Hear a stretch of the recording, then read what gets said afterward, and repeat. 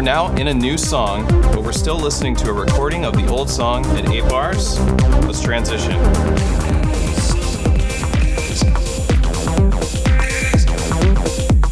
What do you know? Check this out. Back to the old song. Today I'm going to show you how to build a true DJ style transition looper on the Octatrack. This is a 4, 8, 16, or 32 bar looper if you want, that can be disassociated from the BPM of your Octatrack, meaning you can capture a loop that will be in sync to your live music, transition to that loop however long you want it to be.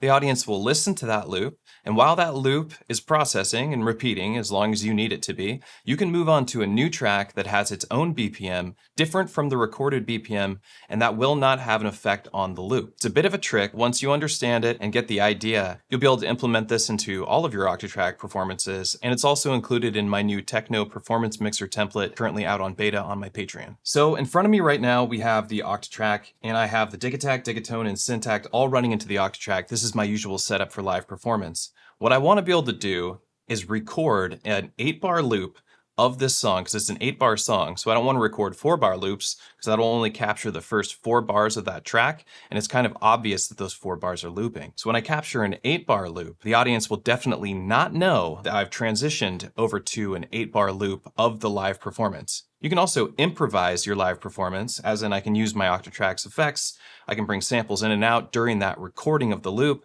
So when they hear the loop cycling, it'll kind of seem like it's a new part of the song regardless, because it's going to be cycling some effects that I did with the Octatrack, which I think is pretty cool. So for us to get started, we're going to need a flex track. Right now on the Octatrack, I'm using a through, a neighbor, and neighbor, and a through, neighbor, and a neighbor. But this doesn't matter. This is just my preferred setup so that I can have a plethora of effects in my templates that I make. But essentially what we have going on is stereo audio coming into the Octatrack, and I am using a master track on track 8, which is summing all of that audio. So I'm going to grab a flex track and put it on track 4, and it's going to record the audio from my master track. I'm going to double press source, select flex.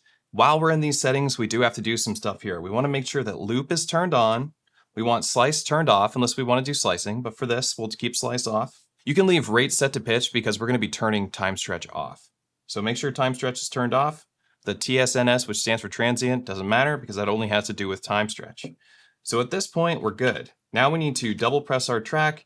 And I want this track to be associated with recording buffer 4 because we're going to do our recordings on track 4. So after that, I'm going to bring my track level up to 127 so that my recording is at unity gain. This is another important thing to remember when it comes to gain staging on your Octatrack. Anything below 127 on your track level is an attenuation of that track's level. It is not a gain of that level. We're going to go into our step editor. We're going to put down a trigger, and this is our playback trigger for the looped recording. And then we're going to hold that trigger down, and we're going to microtime it +1 forward. Then function and hit that trig to make it a one-shot trigger. Now this trigger will only trigger one time, and it will trigger when we tell it to. Let me tell you why we use the microtimed playback trig really quick. You can't have a recorder trig and a playback trig initiate at the same time if that playback trig is playing back a recording that recorder trig is initiating, right? It doesn't work. The math doesn't add up. You can't have it going at the exact same time. So what we're doing is we're pushing the playback trig back behind the recording very slightly. That way there's a tiny, tiny imperceptible delay between the playback and the actual recording. And this is the trick with us being able to disassociate the recording from our track's BPM or our project's BPM. Now we're going to go into our recording setup, and we're going to put down a recorder trig and make that a one-shot trig. However, we do not need to microtime this trig. So now that I have that set up, what we need to do is go into our record setup here. I want to use source 3 to capture the master track. So I'm going to go over to source 3, and I'm going to select track 8 because that's what the master track lives on. I do want my record length to be at max. Make sure your recorder is set up for trig 1, 2. You're going to have to manually press the button to stop the recording. Because we're using a one-shot recorder trig, we're going to have to press rec 3 twice. It's a weird thing that you have to do it twice, but it is how it works. This recorder trig won't trigger the 1 of 1, 2, so we have to press it twice to trigger the 1, 2 messages that it needs to receive to turn off its recording. This is the only way to use recorder one-shot trigs plus also record past a 4-bar loop on the Octatrack. Over in this next setting here, we want to change our quantized recording to the pattern length. This is something I covered in a video pretty recently on this channel, so if you're interested in just how to set up 8-bar loop recordings and the science behind it on the Octatrack, you should watch that video. But this is also going to kind of cover that territory too. So from here, we have to make sure in our project settings that we have the memory set up on dynamic recorders. This is very important because we are recording past a 4-bar loop. This tutorial can work on 4-bar loops. It's not a big deal, but if you want to do 8 bars, you do need to turn on dynamic recorders and do some additional settings. You're also going to want to turn on record quick mode, which is really easy to do. What you want to do is go into your project settings. We can leave memory, go to system, personalize, and down at the very bottom here, there's record quick mode. This makes it so all you have to do is hit these buttons one time to initiate recordings, as opposed to holding the track that you're using and then hitting the button, which is how it is by default. The real trick isn't about this. The real trick is how to have it disassociate from your current BPM, be recorded, of course, at the BPM you expect, but then be able to transition to a new track without the new track's BPM affecting the loop, like it usually does. What I mean by that, if you had timestretch turned on, and you move to a track that you recorded at 130 BPM, and the next track's maybe 100 BPM, it's going to slow that music down to match that BPM. It's going to sound very stretched. And if it's not time stretched, it's going to repeat that recording set at that BPM. So it would interrupt the loop, is what I'm saying. The way we're going to set this up is there will be no loop interruption. This track is set up right now to work in 4 bars, but I'm going to make it work in 8 bars. So we're going to change the master to 128, and I'm going to change the track resolution to half speed. So now this recording is going to record for as long as I need it to, according to the pattern length, which is 8 bars long. Now we're going to create a scene for listening to this transitioned audio. I'm going to bring the amp level on this track, the recorder track, down to -64. And then what we're going to do is bring this volume up to 0, which is unity, on track 4 for this scene. So when we transition over, it's going to bring the volume up to 0. In the meantime, we're going to have it bring the volume of all the other tracks down to 0. So all we hear is that recording.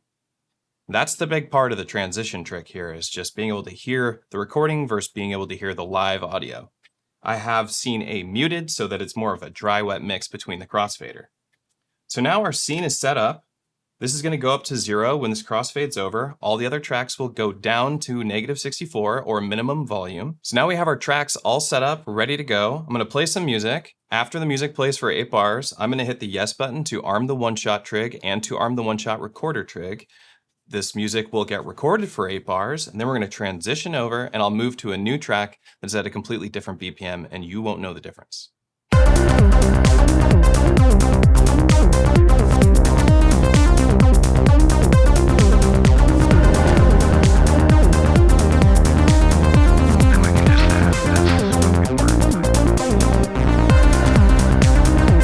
Here we are in our recording.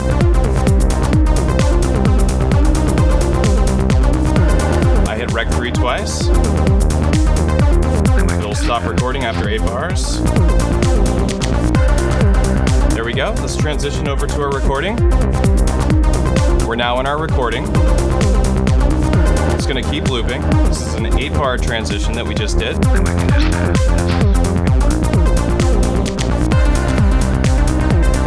Hey, it's perfect. What do you know? Now I'm going to move on to a new song that's at a different BPM.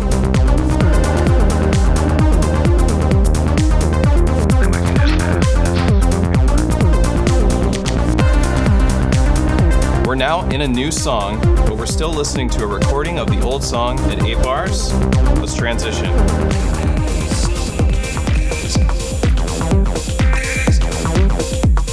What do you know? Check this out. Back to the old song. Here's the tempo, 125. That original song, but the tempo was 130. And that is the true DJ transition trick on the Octatrack. Now you can turn your Octatrack into a true DJ mixer, transition from track to track without worrying about the BPM or weird syncing issues. Have all the time you need to prepare your next song.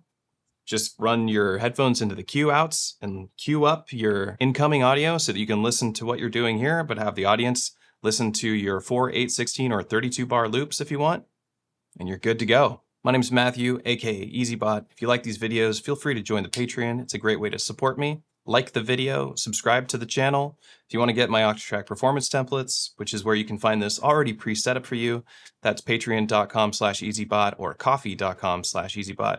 You can also find it on Fourth Wall right here on the YouTube channel if you look in the YouTube shopping section on my channel. All right, see y'all next time.